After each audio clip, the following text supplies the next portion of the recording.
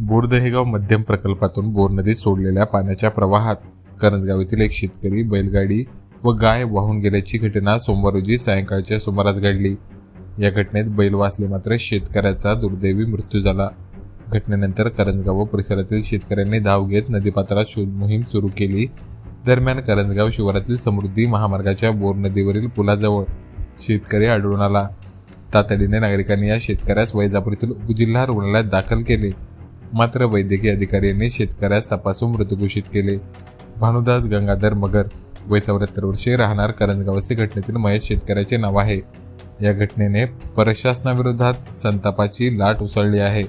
प्रशासनाने कुठलीही पूर्वसूचना न देता पाणी सोडल्याने ही घटना घडली असून शेतकऱ्याच्या मृत्यूला प्रशासनच जबाबदार आहे। यामुळे प्रकरणात संबंधित अधिकाऱ्यांवर गुन्हे दाखल करावे अशी मागणी परिसरातील शेतकरी वर्गाकडून होत आहे।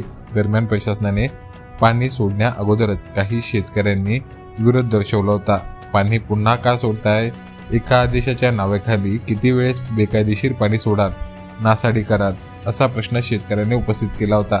दरम्यान प्रशासनाकडून पाणी सोडल्यानंतर माहिती नसल्याने शेतकरी भानुदास मगर हे वाहून गेले असा आरोप शेतकरी वर्गाकडून केला जात आहे।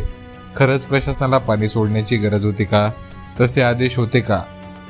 पाणी सोडणे अगोदर नागरिकांना सूचना दिल्या होत्या का?